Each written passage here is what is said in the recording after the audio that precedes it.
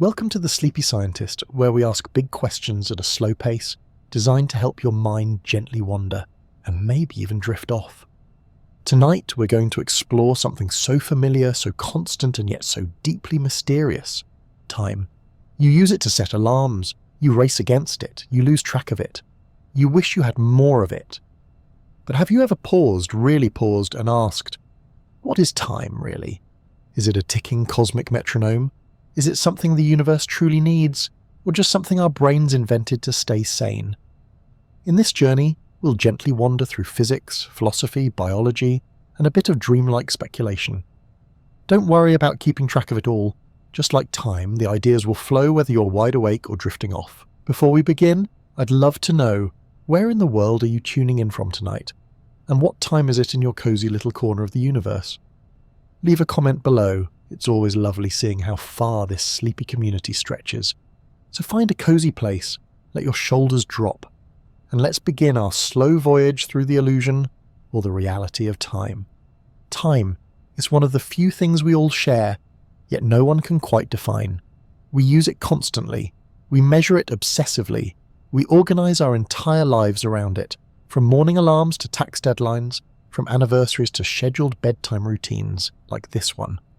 But what is time really? When you glance at a clock, you see the most familiar face in the world: tick, tick, tick, time marching forward. It's so routine that we often forget we invented those ticks. Clocks don't really keep time. They simply mimic our idea of it.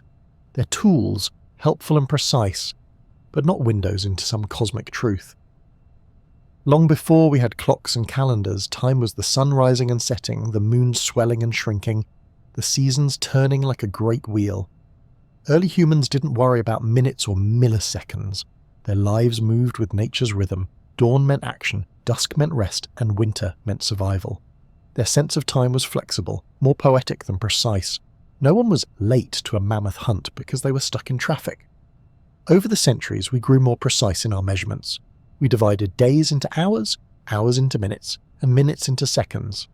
Ancient Babylonians gave us the base 60 system, likely because they used all their fingers, including joints, to count. Thanks to them, we now live in a world where 60 seconds makes a minute, and 60 minutes makes an hour.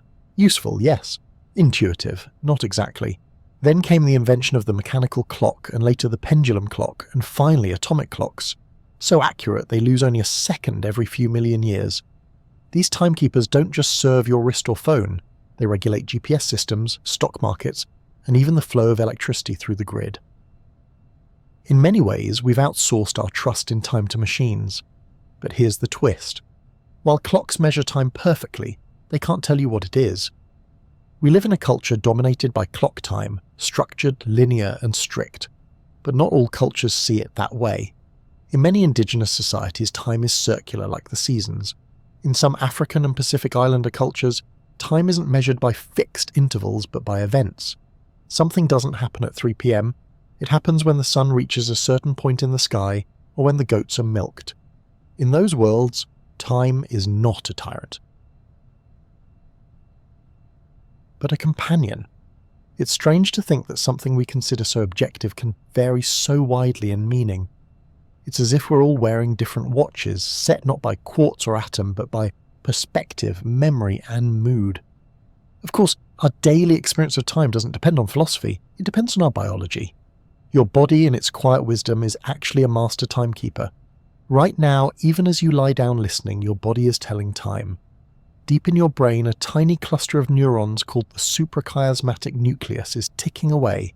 It sits just above the crossing point of your optic nerves, the part of your brain that knows when it's light and when it's dark. This tiny cluster is your master clock, coordinating thousands of rhythms in your body temperature, hormone levels, sleep-wake cycle, and more. You've probably heard of circadian rhythms, the natural cycles that rise and fall roughly every 24 hours. These rhythms help tell your body when to wake, when to sleep, when to release melatonin, and when to digest food. You don't consciously control any of it. Your body just knows. It listens to the sun and whispers, time to rest, or time to rise. But it's not just the brain that keeps time. Your heart beats rhythmically. Your lungs inhale and exhale in patterns. Even your cells divide and repair themselves on schedules. Some scientists believe there are molecular clocks ticking inside almost every cell of your body, driven by the expression of specific clock genes. When we feel jet-lagged, or when daylight saving time knocks us sideways, it's because our internal clocks are out of sync with the external world. Imagine having to change all the clocks in your house, including the ones you didn't even know existed. Even more curious is how our sense of time shifts with age. When you're a child, summers feel endless, and your birthday takes forever to return. But as an adult, years seem to pass in the blink of an eye. Why? One theory is proportional time. For a 5-year-old, 1 year is 20% of their life, a massive span. For a 50-year-old, it's just 2%. Another theory points to novelty. The more new experiences you have, the more memories you form. A child encountering the world for the first time makes 1,000 tiny memories every day. Adults, stuck in routine, form fewer new memories, and so time feels like it's slipping away. There's also evidence that attention plays a role. When we're deeply focused or emotionally engaged, time seems to slow down. Think of a car crash or a first kiss. Your brain takes in so much detail the moment seems to stretch. On the other hand, during monotony, say a long meeting, time can crawl. Or during a Netflix binge, entire hours can vanish without a trace. Your emotional state matters too. Anxiety speeds up your internal clock. Depression can slow it down. Time, in other words, doesn't just happen to us, it flows through us, shaped by biology, emotion, memory, and attention. And so, as you lie there, heart beating gently, eyelids getting heavy, just think, there are multiple timelines unfolding inside you. Your mind is moving at one pace, your cells at another. The clock on your wall might say 9:42 p.m, but inside you, a symphony of biological timepieces is quietly ticking in harmony. Somewhere in that soft orchestra, your body is getting ready to sleep. And perhaps, like time itself, your dreams will slip between the real and the imagined, between what you know and what you feel. And maybe, just maybe, you'll find that time isn't something you chase, it's something you already are. Time is not just something we measure with clocks, it's something we feel. And often the way we feel it has very little to do with what the clock actually says. You've likely noticed this before. 5 minutes in a dentist's chair can feel like an hour, while a 2-hour movie can vanish in what feels like minutes. Waiting for someone when you're nervous or excited can make every second stretch out like warm toffee. Yet somehow, summer vacations fly by and long weekends are over before you've even fully relaxed. What causes this strange warping of time? Why do some moments drag while others disappear in a flash? It turns out your experience of time is less like a stopwatch and more like a watercolor painting, fluid, emotional, and often unreliable. Let's start with attention. One of the simplest and most powerful influences on how we perceive time is how much attention we pay to it. When you're acutely aware of each passing moment, perhaps because you're bored or uncomfortable, time seems to slow down. This is why standing in a queue with nothing to do can feel so eternal. Your mind, starved for stimulation, starts to notice everything. The person tapping their foot, the flicker of a fluorescent light, the slow drip of each ticking second. It's excruciatingly detailed, and it feels endless. Now contrast that with a moment of flow, that magical mental state where you're completely immersed in what you're doing. Artists experience it. Athletes do. Even video gamers feel it. In those moments, your sense of time can all but vanish. Hours pass, but you don't notice. You weren't counting minutes. You weren't measuring anything. Your attention was completely absorbed in the task. And so, paradoxically, time disappears when you're most alive. There's also novelty to consider. The brain loves newness. When you experience something for the first time, visiting a new city, learning a new skill, meeting a new person, your brain kicks into high gear, soaking up every detail. This flood of input creates rich, layered memories. And when you look back, those memories expand, making the experience feel longer in retrospect. Think about the last time you traveled somewhere unfamiliar. Maybe it was only a weekend, but it felt like a full week. That's because your brain was working overtime, recording sights, sounds, smells, emotions. The days felt full, rich, dense. Now compare that to a typical work week full of routine. You drive the same roads, talk to the same people, eat the same lunch. By Friday, the whole week feels like a blur. Compressed, light, forgettable. This is one of the reasons time seems to accelerate as we age. When you're a child, almost everything is new. Your brain is constantly logging new data, and your memory is filled with detailed entries. But as you get older and fall into routines, fewer novel memories are formed. Days begin to stack up like identical sheets of paper. Memory becomes sparse, and in hindsight, time appears to have moved faster. The relationship between time and memory runs deep. In fact, many researchers believe that our perception of time is actually constructed from memory. Without memory, we wouldn't have a sense of before or after. The past would vanish, the future would lose shape, and we'd be stuck in an eternal now. This is one of the reasons time feels strange when we're dreaming. In dreams, our memory systems operate differently. We can experience what feels like hours, days, even entire lifetimes, only to wake up and realize a few minutes passed. The brain, freed from the rules of reality, creates its own time. Elastic, unstructured, emotional, and sometimes far more convincing than waking life. Our emotional state also plays a huge role in time perception. Anxiety, for instance, can make time feel painfully slow. When you're anxious, your brain becomes hypervigilant, scanning your surroundings and internal signals more frequently. This intense focus on the present moment stretches time out, making each second feel longer. On the other hand, when you're relaxed or in a good mood, your brain processes time differently. It's not obsessively counting, it's flowing. This is why laughter with friends or a peaceful walk through nature seems to pass in a heartbeat. Joy collapses time, peace erases its edges. Then there's trauma. For many people who've experienced traumatic events, time behaves in almost surreal ways. Moments of crisis can seem to stretch into slow motion. Everything sharpens, sound becomes distorted. The world seems unreal. It's as though the brain, sensing danger, tries to record every detail to ensure survival. Later, these moments become etched in memory, frozen, vivid, and outside the normal flow of time. Interestingly, when recalling trauma, people often feel as if they are reliving it in real time. That's because those memories are stored differently. They're not time-stamped in the usual way. They don't fade into the background like other memories. They remain raw, alive, and outside of time. So much of how we experience time comes down to how our brains are feeling, not how the universe is moving. To your brain, time is not a set of numbers ticking forward. It's a story. And like all stories, it can be told slowly or quickly, in great detail or broad strokes. Even things like music can alter our sense of time. Listening to slow, calming music, as you are right now, can make time feel expansive. Fast-paced music can do the opposite, compressing your perception and making things feel more urgent.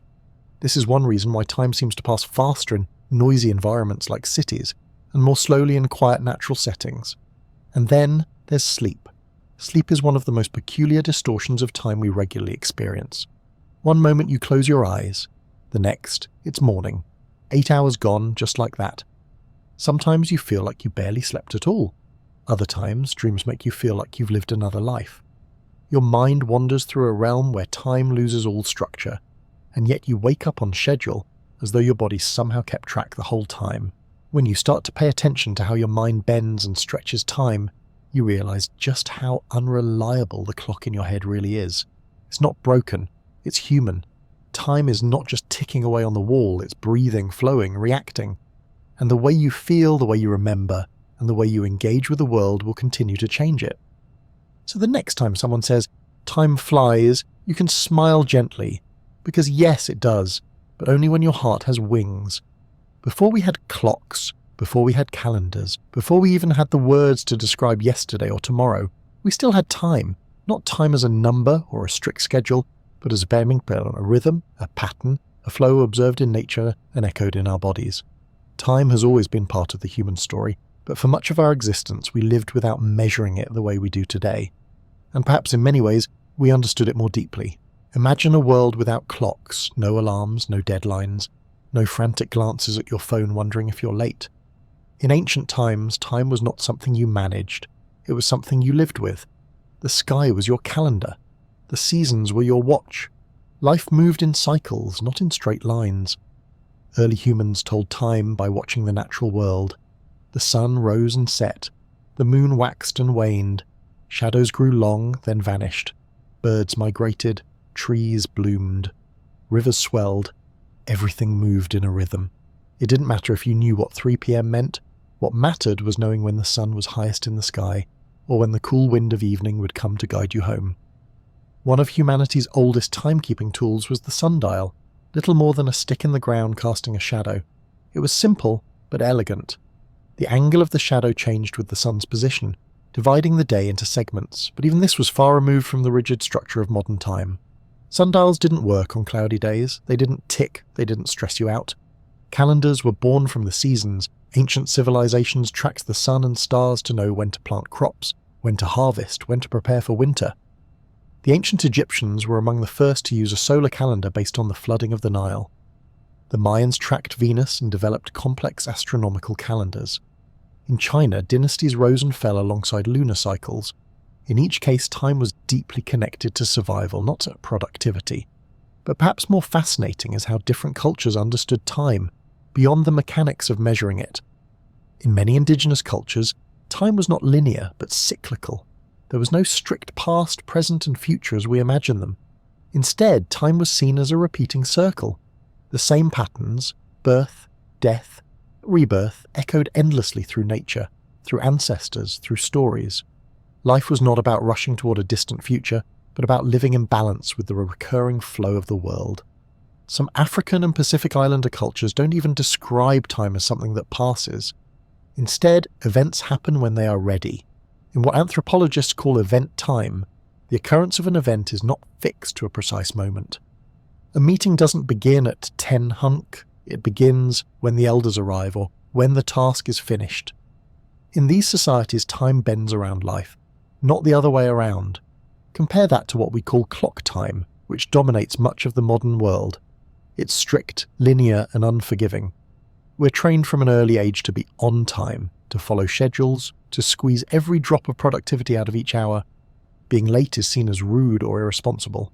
But in cultures that follow event time, being late doesn't even make sense. You're not late, you're present. You arrived when the moment was ready for you. Even language reflects how a culture views time. In English and many Western languages, we speak about time as if it's a commodity. We spend time, we save time, we waste it. We're always running out of it. But in other languages, this metaphor doesn't exist. In Hopi, a Native American language, time is not framed as something you can own or lose. Instead, it's more about processes and readiness, less about units, more about unfolding. The ancient Greeks had two words for time, chronos and kairos. Chronos referred to measured time, the ticking seconds, the scheduled hours. But kairos was different. Kairos meant the opportune moment, the right time, the time that feels right. It's the pause before a meaningful conversation, the silence before inspiration strikes, the fleeting instant when everything aligns. While Chronos watches the clock, Kairos listens to the heart. We've largely forgotten Kairos. In the modern world, everything runs on Chronos. Our days are chopped into tiny rectangles on a calendar. We multitask, we optimize, we chase deadlines. But sometimes, in moments of stillness, Kairos returns when you're watching a sunset, when you're laughing with a friend, when you're simply existing without a plan and suddenly time doesn't matter. Interestingly, in ancient religious texts and spiritual traditions, time is often treated as flexible or even irrelevant. In Buddhism, time is an illusion that distracts us from the eternal present. In Hinduism, time is cyclical and vast, spanning unimaginably long ages called yugas. In Christianity and Islam, divine time often operates outside of human time. Eternity is not a long stretch of minutes, but a different kind of existence altogether. Even early scientists and philosophers saw time differently. For Aristotle, time was not a thing in itself, but a measure of change. Time existed only because things moved and transformed. Without change, there would be no time, just stillness. This idea would echo centuries later in physics, when scientists questioned whether time would exist in a perfectly frozen universe. As cities grew and technology advanced, our relationship with time shifted. The Industrial Revolution brought about the need for synchronized schedules. Trains had to arrive and depart precisely. Factories needed structured shifts, and so standardized time zones were born. Suddenly, time wasn't just a local experience, it was coordinated across continents. And with that came the rise of the modern clock as a symbol of control, discipline, and efficiency. We began to live by the clock. We started thinking of time as something outside ourselves, something that ruled over us. If the sun was our gentle guide, the clock became our drill sergeant. Tick, tick, tick. But in that shift, something subtle was lost: our natural rhythms, our intuitive connection to the seasons, our sense of kairos, of meaningful, unmeasured time. We became time-bound creatures, always racing, rarely arriving. And yet, even in the midst of our busy lives, there are echoes of the old ways. When you light a candle and watch it slowly melt, when you wait for bread to rise without looking at the clock, when you listen to the wind and feel the shift in seasons, these are ancient ways of knowing time, not as numbers, but as presence. So perhaps, in our search to understand time, it's worth remembering that the oldest clocks didn't tick. They swayed with the tides, they grew with the trees, they whispered in the stars. And in the stillness of moments like this one, when the world slows down and the pressure of minutes fades away, maybe you can feel that older time again, not racing forward, not slipping away, but simply circling, patiently, quietly, waiting. It's hard to overstate just how much one person changed our understanding of time. Before the early 20th century, time was considered absolute. It was thought to tick along uniformly for everyone, everywhere, like an invisible master clock governing the entire universe. If you and I each had a perfectly accurate watch, and we travelled to opposite ends of the earth, our watches would still match. Time, people believed, was a universal rhythm, unchanging, impartial, and constant. Then along came Albert Einstein, a quiet patent clerk with wild hair and a talent for thinking differently. In 1905, he published a paper on what he called special relativity, and in doing so he dismantled the idea of time as a universal constant. In Einstein's universe, time was no longer separate from space. The two were intertwined in a four-dimensional fabric he called space-time. And here's where things get strange. According to Einstein, time doesn't tick at the same rate for everyone. The faster you move through space, the slower you move through time. This is not a poetic metaphor. It's a measurable, proven effect. It's called time dilation, and though it might sound like science fiction, it's very real. Imagine two twins. One stays on Earth. The other boards a spaceship and travels near the speed of light for a few years. When the travelling twin returns, they are physically younger than their sibling who remained on Earth. They experience less time, not because their clock broke, but because from the perspective of the universe, their clock was ticking more slowly. This might seem absurd, but we have hard evidence. Satellites in orbit experience time slightly differently than we do on Earth, because they're moving faster and are farther from the Earth's gravitational pull. GPS systems must constantly correct for these differences. If we didn't make those adjustments, your phone's location would be wildly inaccurate, off by miles. In other words, without Einstein's theories, your Maps app wouldn't work. But speed isn't the only thing that affects time. Gravity does too. The stronger the gravitational field, the more time slows down. This is known as gravitational time dilation. If you lived next to a black hole, something with incredibly intense gravity, time would pass more slowly for you than for someone far away from it. You could spend a few minutes near the black hole and return to find that years have passed elsewhere. This is not just a cool idea from science fiction movies. It's part of the actual fabric of our universe. Let that sink in for a moment. Time is not some rigid, ever-ticking metronome. It's flexible, malleable, dependent on where you are and how fast you're moving. And it means that two people can experience two different timelines and both be absolutely correct. There is no single now that everyone shares. Now depends on your position and your motion. It's a deeply unsettling idea, and also an awe-inspiring one. Suddenly time becomes a local phenomenon, something that bends and warps rather than remaining fixed. The universe doesn't run on one master clock, it runs on many, each ticking at its own pace. But Einstein didn't stop with special relativity. About a decade later, he published his general theory of relativity, which reimagined gravity not as a force but as a curvature in the fabric of space-time. According to general relativity, massive objects like planets and stars warp space-time around them. Picture a heavy ball placed on a soft rubber sheet. It bends the sheet. Smaller objects like marbles roll toward the ball, not because they're being pulled by an invisible force, but because they're following the curve in the fabric. Time, too, follows this curve. The more warped the space-time, the slower time runs. This is why time passes slightly faster on mountaintops than it does at sea level. The difference is tiny, fractions of a second over a lifetime, but measurable. Time itself, it turns out, is influenced by the shape of the universe. One particularly mind-bending implication of this theory is the idea of the block universe. In this model, past, present and future all exist at once, like different points in a landscape. From our human perspective, we feel as if we're moving through time moment by moment. But according to the block universe theory, time doesn't flow at all. Every moment just is, fixed and eternal. Our experience of time moving forward is just that, an experience. In this view, your first birthday, your graduation, and your final breath are all equally real. They exist in different parts of the space-time landscape, like towns on a map.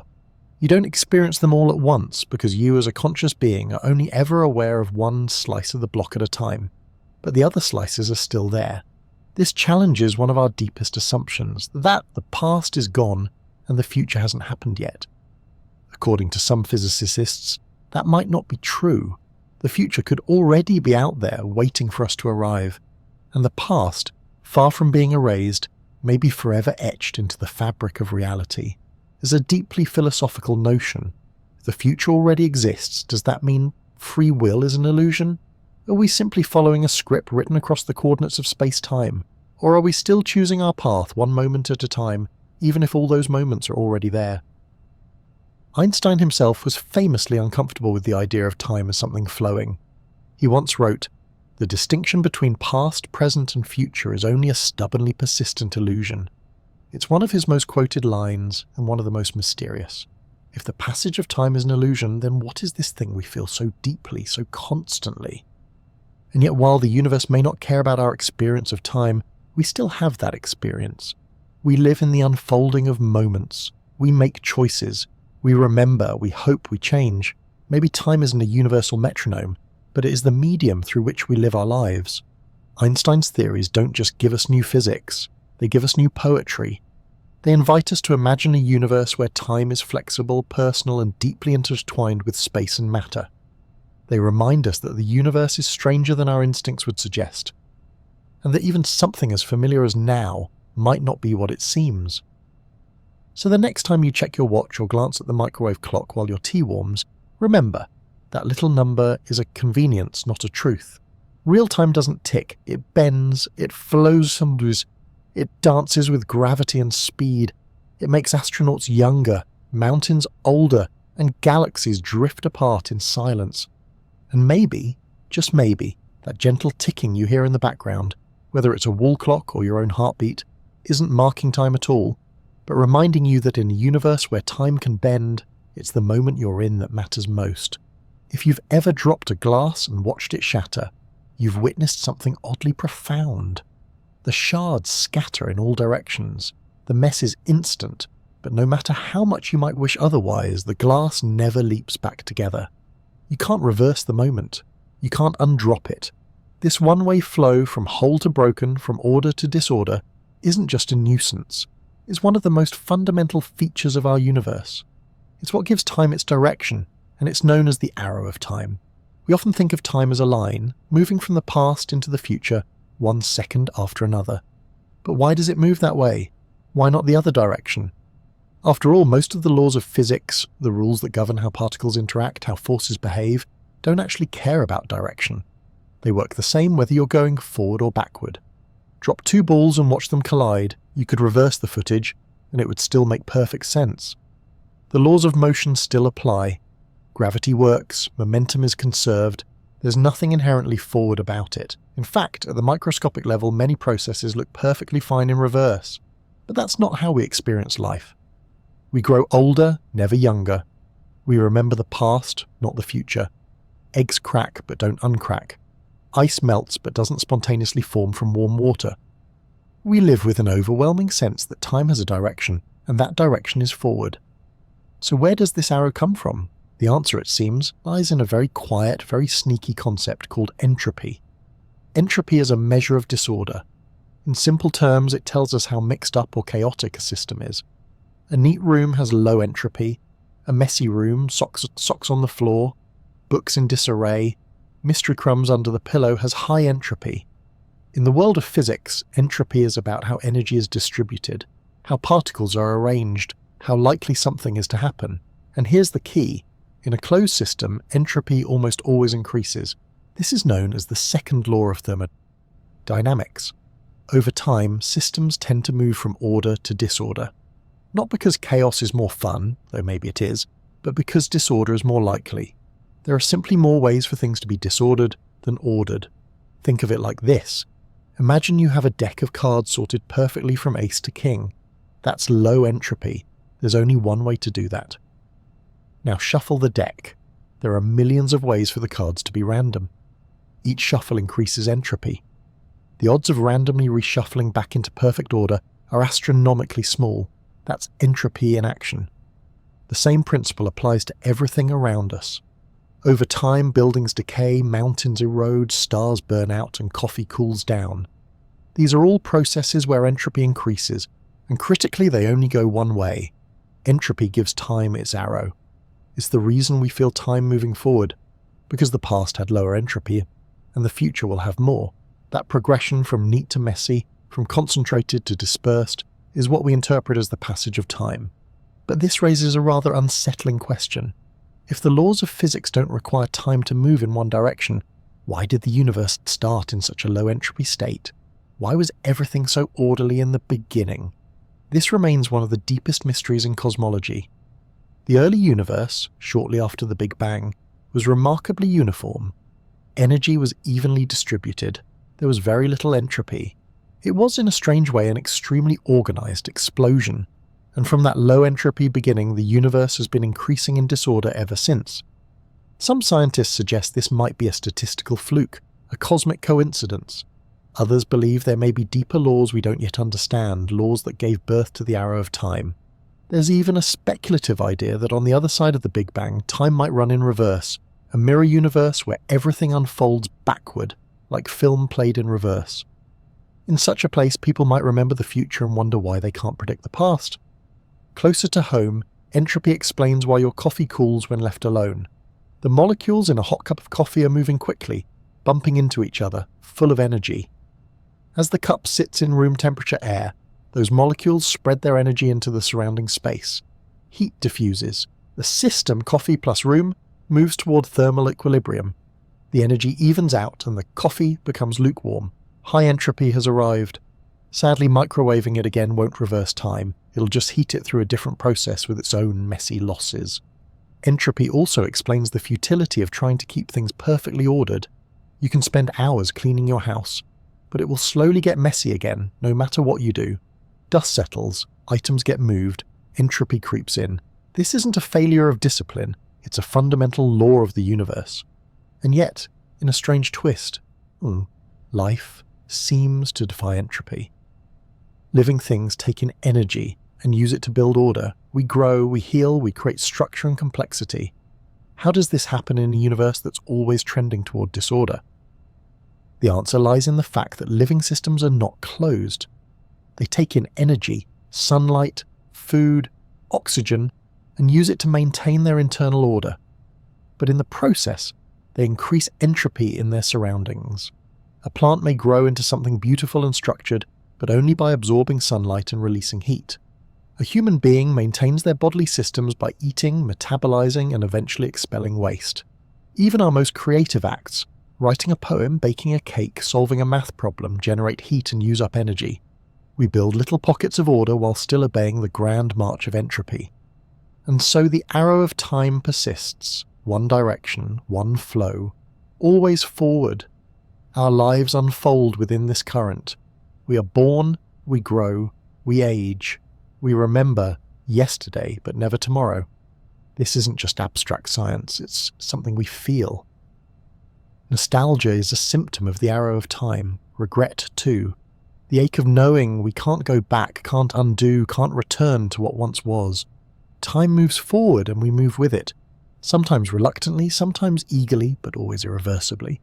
Some philosophers have speculated that the arrow of time is not just physical, but psychological, that we experience time in a linear way because our brains evolved to do so. After all, remembering the past is useful for survival. Predicting the future helps us plan, but there's no evolutionary benefit to remembering what hasn't happened yet. So perhaps the arrow of time is also the shape of our minds. In our dreams, however, the arrow sometimes falters. Time loops, reverses, expands, collapses. You might live through an entire day or revisit an old moment with startling clarity. Some people report experiencing time in dreams as non-linear, visiting multiple points in their life in a single sleep. In those moments, entropy doesn't seem to matter. The mind steps outside the rules. But in waking life, entropy is the rule. It governs the fall of leaves, the spreading of smoke, the cooling of stars. It is the quiet background law that turns moments into memories and possibilities into the past. And maybe that's what gives life its poignancy. Because we know the glass won't reassemble, the coffee won't heat itself, the child won't become a baby again. Time moves one way, and every moment, no matter how small, is a once-only miracle. So the next time you watch the sun setting or the steam rising from your mug, consider this. You're witnessing entropy in action, the quiet, irreversible passage of time, the gentle nudge of the universe reminding you that this moment will never happen again. And maybe, just maybe, that's why it matters so much. If time already feels strange in our everyday lives, speeding up, slowing down, sometimes vanishing altogether, then it becomes utterly surreal when we descend into the world of the quantum. Here, beneath the surface of the visible, the rules of the familiar no longer apply. Welcome to the quantum realm, where particles behave like waves, objects exist in multiple states at once, and, most curiously of all, time might not exist at all. In classical physics, time is a given. It's a backdrop, a stage, a ticking rhythm that helps everything else make sense. Whether it's an apple falling from a tree or a planet orbiting a star, time is the coordinate that keeps the universe in order. But quantum mechanics doesn't seem to need time in the same way. In fact, when we look closely at the equations that describe the quantum world, something peculiar happens. Time disappears. One of the foundational equations of quantum mechanics is the Schrödinger equation, which describes how the state of a quantum system changes over time. At first glance, this might sound perfectly ordinary, an equation that includes time. But in a more complete picture of quantum gravity, particularly when we try to merge quantum theory with general relativity, time becomes something of a nuisance. It slips through the cracks. It loses its definition. In some versions of quantum gravity, the still theoretical frameworks that attempt to explain how space, time, and matter behave at the smallest possible scales, time is not a built-in feature of the universe. It's not part of the foundational fabric. Instead, it may be an emergent phenomenon, something that arises out of other, more fundamental elements, much like temperature emerges from the motion of molecules, even though no single molecule has a temperature on its own. The Italian theoretical physicist Carlo Rovelli, one of the most poetic voices in modern physics, suggests just that. Time, he says, is not fundamental. In his view, what we perceive as the flow of time emerges from the complex, tangled interactions between countless variables, between fields and particles and probabilities. The universe, he argues, doesn't tick like a clock. It hums, dances, swirls, and what we call time is the melody we think we hear when we listen closely. In Rovelli's loop quantum gravity theory, space itself is quantized, built from tiny indivisible loops of gravitational fields. In this framework, time doesn't exist as a smooth flowing dimension. Instead, it's like a relational quality, a way we make sense of change. Events don't happen in time. Rather, time is the way we describe the relationship between events. One thing changes, another follows, and our minds arrange them into a sequence. But in the raw mathematics of the universe, there may be no before or after, just an intricate web of interdependent occurrences. This idea is deeply unsettling. If time isn't real, then what becomes of our lives, our memories, our choices? Can love exist without time? Can anything matter if nothing moves from one moment to the next?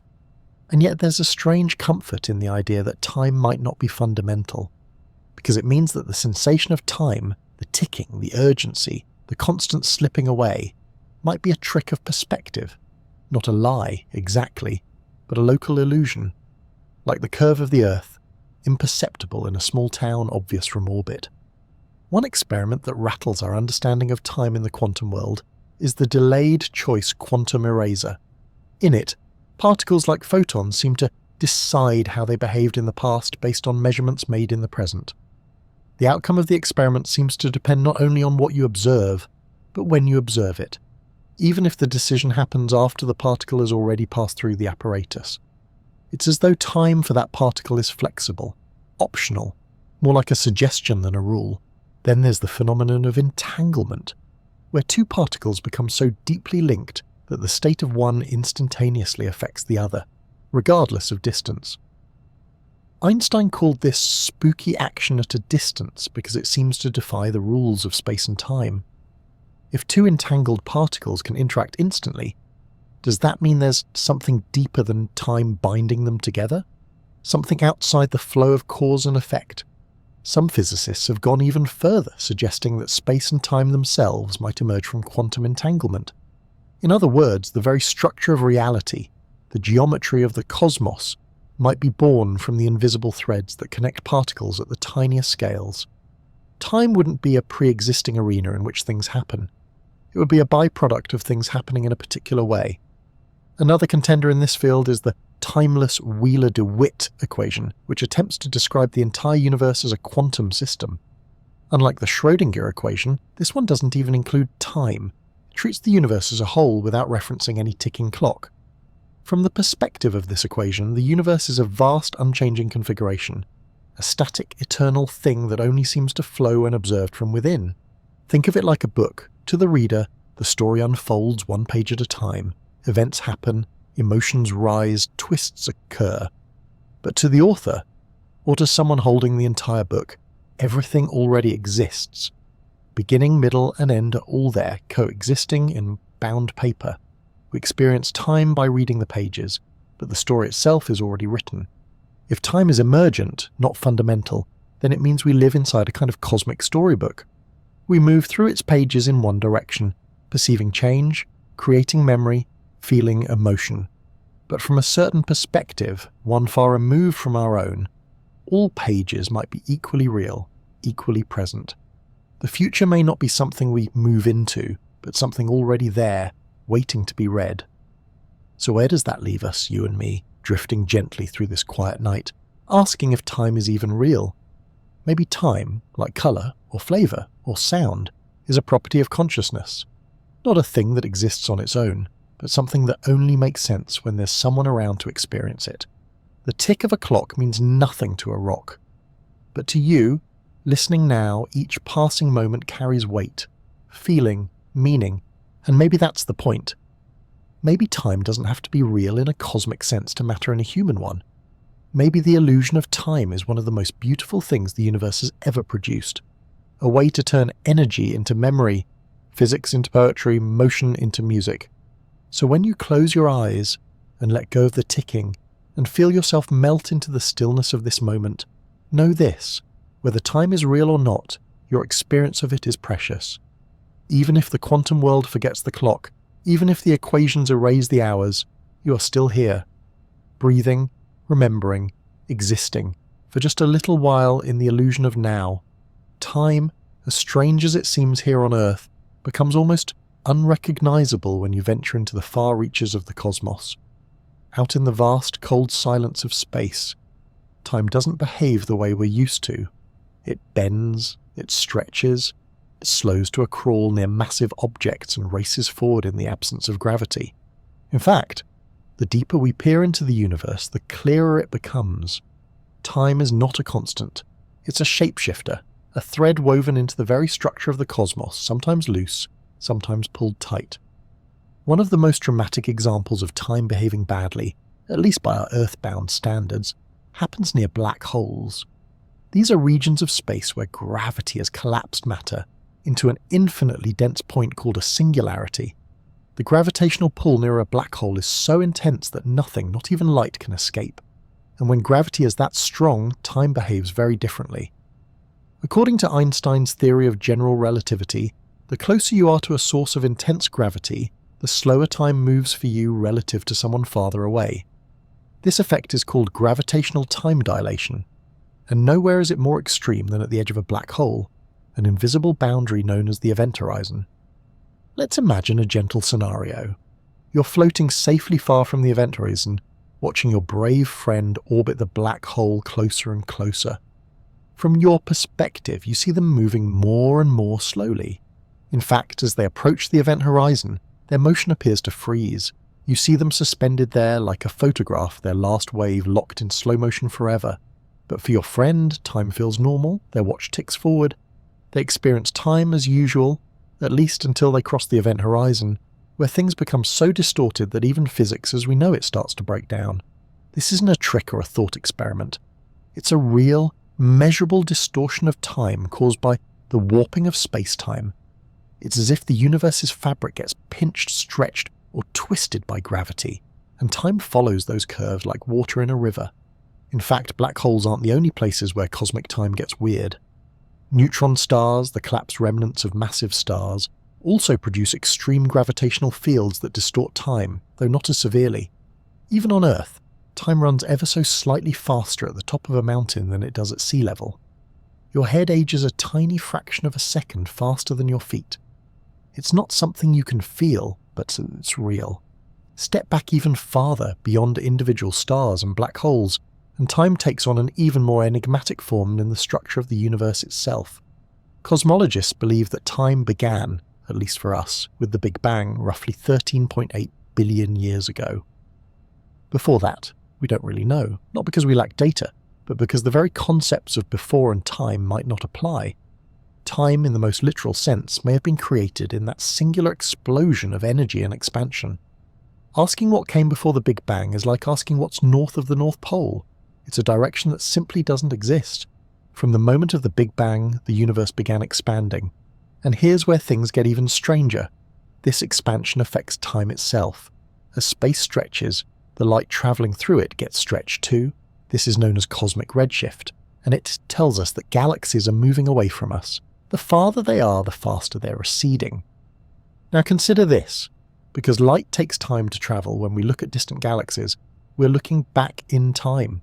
The light from some of the most distant galaxies left them billions of years ago. So when we look at them through telescopes, we're not seeing them as they are. We're seeing them as they were when dinosaurs roamed the Earth, or even before Earth existed at all. In this sense, the night sky is not just a view of space, it's a time machine. Every star, every galaxy, every distant supernova is a glimpse into a different chapter of cosmic history. The deeper we look, the further back in time we travel. Now imagine going further, past the galaxies, past the stars, toward the very edge of the observable universe. This boundary isn't physical, it's not a wall, it's simply the furthest distance from which light has had time to reach us. Beyond that edge, the universe may continue, but we cannot see it, not because it's hidden, but because its light hasn't had enough time to arrive. This creates a paradox of sorts. We are surrounded by a sphere of visibility defined not by space but by time. We're not limited by how far we can look, we're limited by how long light has been travelling. Our understanding of the universe is fundamentally constrained by the ticking of the cosmic clock. And yet, the universe is still expanding. In fact, it's not just expanding, it's accelerating. The galaxies at the furthest reaches are receding faster than the speed of light, not because they're moving through space, but because space itself is expanding between us. Over time, more and more of the universe will slip beyond our cosmic horizon.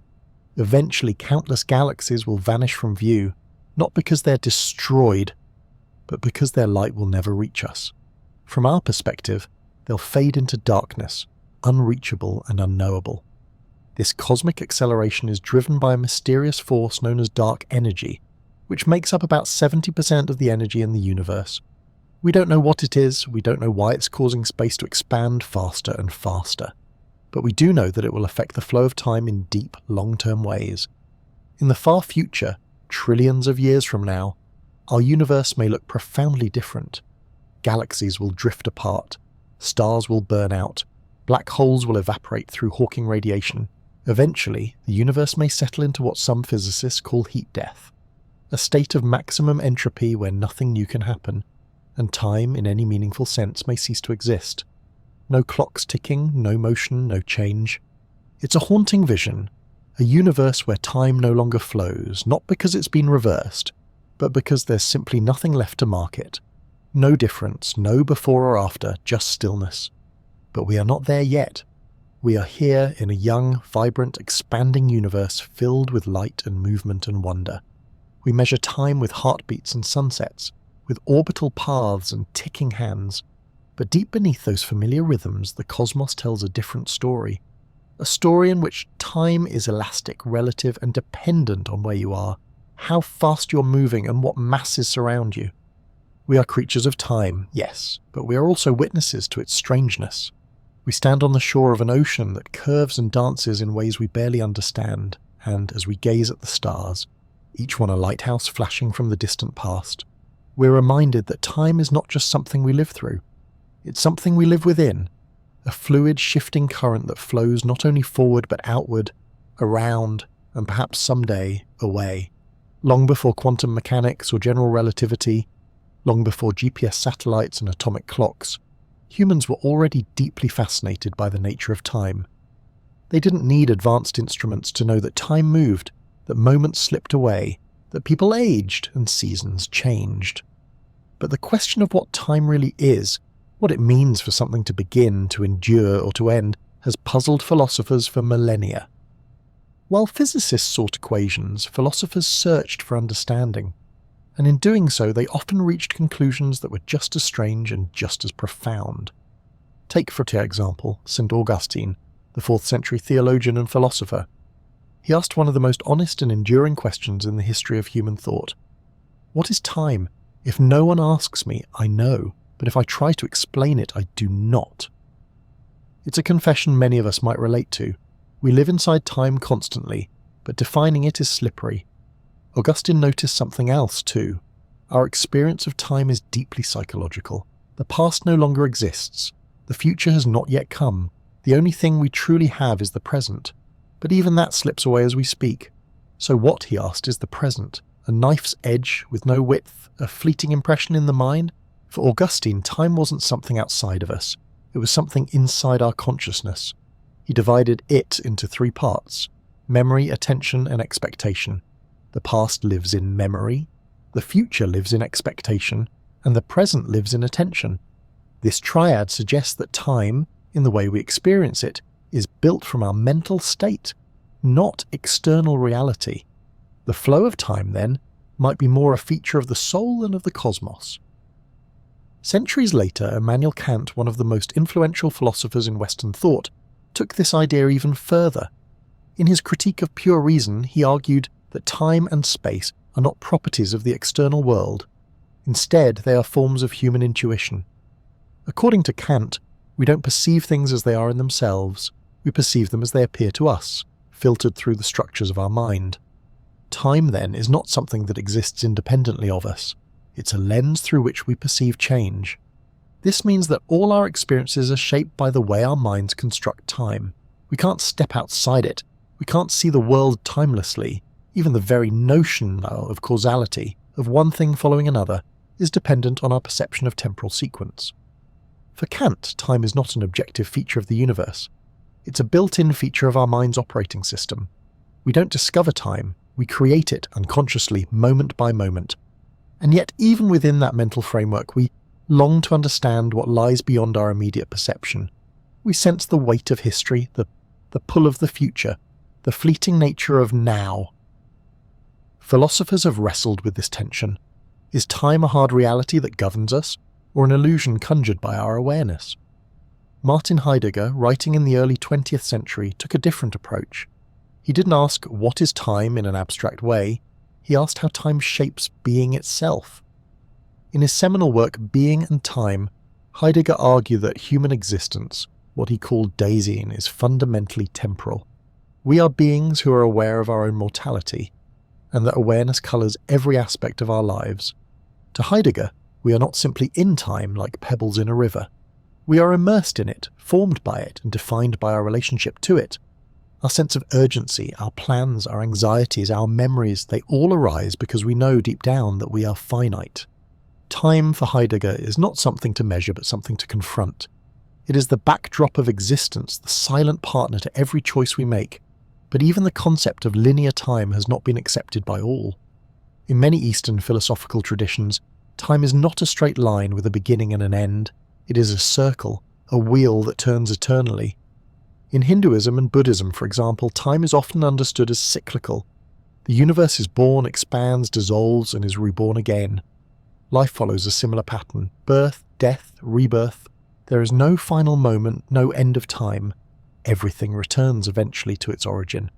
This cyclical view can feel strange to those raised in linear thinking cultures, where progress is paramount and the past is seen as something left behind. But cyclical time carries a deep wisdom. It recognizes patterns, embraces return, and sees change not as a departure but as part of an ongoing rhythm. In this view, time is not something to be saved or used efficiently. It is a dance, a tide, a breath. Nietzsche, the 19th century German philosopher, took this cyclical idea and gave it a provocative twist with his concept of eternal recurrence. He asked, "What if everything you did in life, every hour, every mistake, every quiet, ordinary moment would happen again and again forever in exactly the same way? Would you still live the same life?" This thought experiment was not meant to be taken as a literal cosmological claim, but as a moral and existential challenge. If time were a loop and you had to relive every moment endlessly, would you embrace your life as it is, or would you recoil? Nietzsche's time isn't something outside us. It's something that asks us to reckon with ourselves. Even Henri Bergson, a French philosopher often overlooked in mainstream discussions of time, had a unique view. He distinguished between mechanical time, or clock time, and lived time, or durée. The former is cold, measured, regular. The latter is warm, fluid, and psychological. Clock time tells you it's been exactly 2 hours since you started a conversation. Lived time tells you it felt like 5 minutes, or 5 years. Bergson believed that only lived time was truly real. The ticking of a watch is useful, yes, but it doesn't capture the essence of what time feels like from the inside. In many ways, Bergson anticipated what neuroscience now confirms. Our brains don't perceive time in fixed increments. They interpret it based on context, emotion, and memory. Time is elastic, subjective, alive. Perhaps the strangest implication from all of this philosophical pondering is the possibility that time is not a singular concept at all. Instead, it may be a bundle of experiences, frameworks, and intuitions, each culture, each mind constructing its own version of what it means for something to change, to endure, or to end. So what is time, really? Is it the ticking of a clock, the change of seasons, the feeling of missing someone, the arc of a life, the decay of a star, a structure in our minds? Maybe it's all of these. Or maybe it's something that can never be fully grasped, only lived. In the end, the philosophers didn't solve the mystery of time, but they gave us something just as valuable, a deeper appreciation of how time shapes us and how we shape it in return.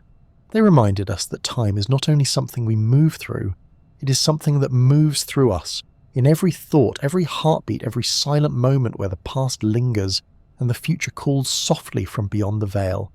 And maybe that's enough. Not to define time, but to feel it, to live within its mystery, to let it remind us gently and perpetually that we are not outside the river, we are made of it. So after all this exploration, after spiraling through the clocks and rhythms of our biology, through Einstein's bending space-time and quantum puzzles where time may not even exist, after diving into black holes and philosophy, ancient civilizations and cosmic entropy, we find ourselves returning to the question we began with. Is time just an illusion, really? It's a question that floats gently, almost innocently, but contains a kind of quiet thunder. Because time is not just an abstract idea, it's the fabric of our experience. It's how we make sense of change, growth, memory, and meaning. If time isn't real, if it's merely a trick of the brain or a local phenomenon, what does that mean for us? For the stories we tell? For the lives we live? To say that time is an illusion doesn't mean it's fake in the way a magic trick is fake. Rather, it means that time, as we perceive it, is not necessarily how time truly is.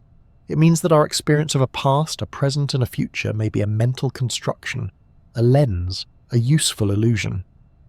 In physics, we've learnt that time is not universal.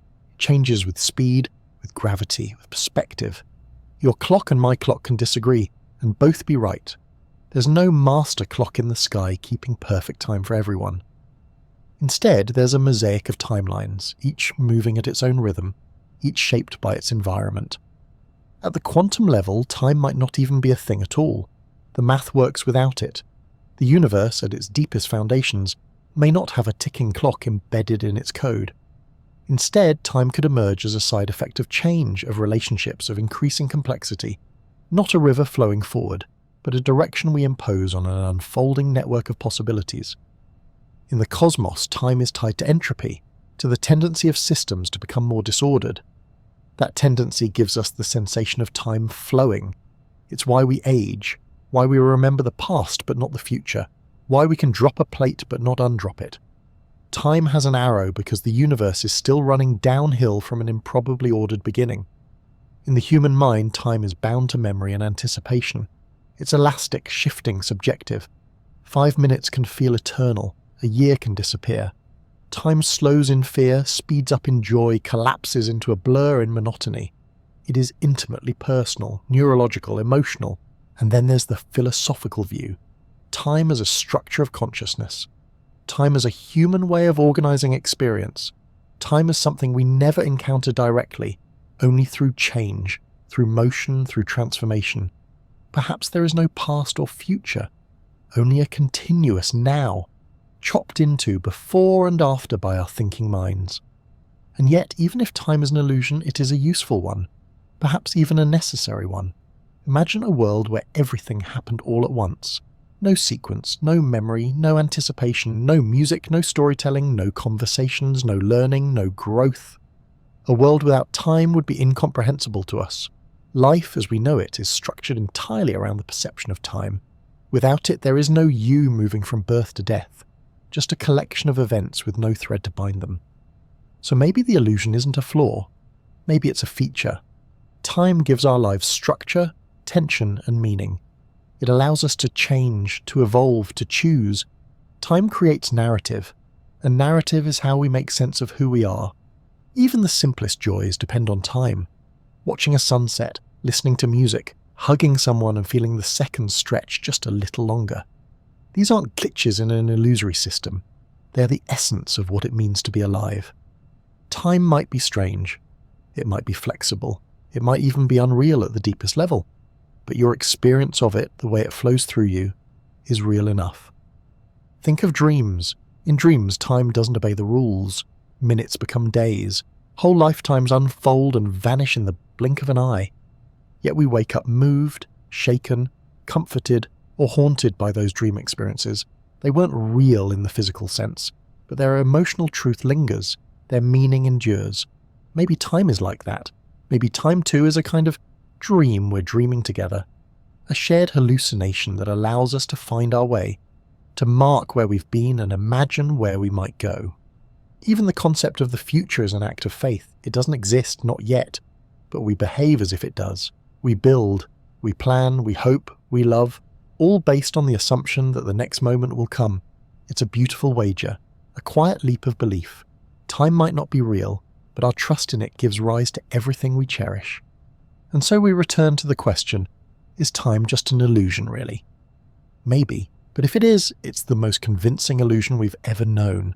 It's the illusion that lets us grow, that lets us learn, that lets us forgive and begin again.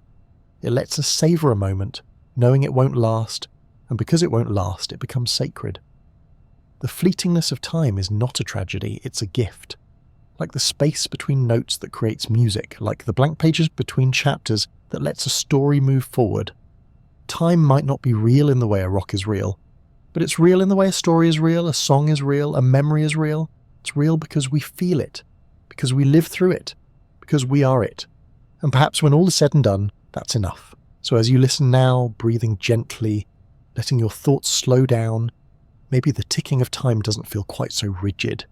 Maybe it feels softer, looser, like waves instead of lines, like wind instead of numbers.